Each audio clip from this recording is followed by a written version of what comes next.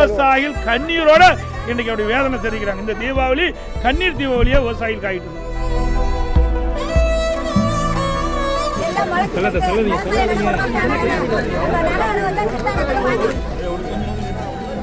எவ்வளவு நாள் கொட்டிட்டு இருக்கீங்க? 20 நாள் கிடையாது. அப்ப இதுல இருந்து என்ன தெரியுது? அமைச்சர் சட்டமன்றத்தில் தவறான தகவலை சொல்லியிருக்கிறார்.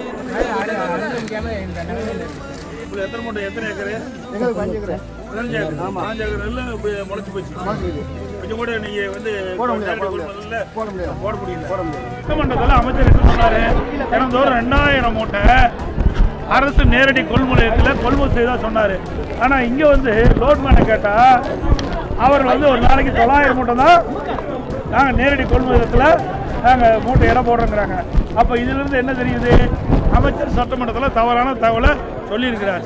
அவர் சொன்ன மாதிரி தினந்தோறும் 2000 மூட்டை இங்க நேரடி கொள்முதலில் இடம் போட்டிருந்தா இன்னைக்கு இந்த மூட்டை இடம் போட்ட மட்டும் இல்லை, இடம் போட்ட மூட்டையெல்லாம் இங்கே அடுக்கி வச்சிருக்கிறாங்க. இந்த மூட்டையெல்லாம் லாரி அனுப்பாதனால இந்த மூட்டையெல்லாம் எடுத்துகிட்டு போக முடியல. இந்த மூட்டையில் குடோன்லேருந்து வெளியே கொண்டு போகாதனால புதுசாக விவசாயிகள் கொண்டு வருகின்ற அந்த நெல்லை இடம் போட்டு வைக்கிறதுக்கு இடம் இல்லை. கிட்டத்தட்ட 15 நாள் இந்த காட்டூர் பயிலுக்கின்ற மக்கள் தங்கள் நிலங்களில் விளைந்த அந்த நெற்பயிரிலிருந்து இந்த நெல் மணிகள் எல்லாம் மூட்டை பிடிச்சி இன்றைக்கு பல மூட்டைகள் மழையில் நனைஞ்சு முளைச்சிருக்குது. சாலையில் நெல்மணிகள்லாம் குவிச்சு வச்சு முளைஞ்சிருப்பதா நேரடியாக அப்படி செய்தியாட்டி சொன்னாங்க. இதை பார்த்துங்க. விவசாயிகள் கண்ணீரோட இன்றைக்கி அப்படி வேதனை தெரிவிக்கிறாங்க. இந்த தீபாவளி கண்ணீர் தீபாவளியாக விவசாயிகள் காயிட்டுது.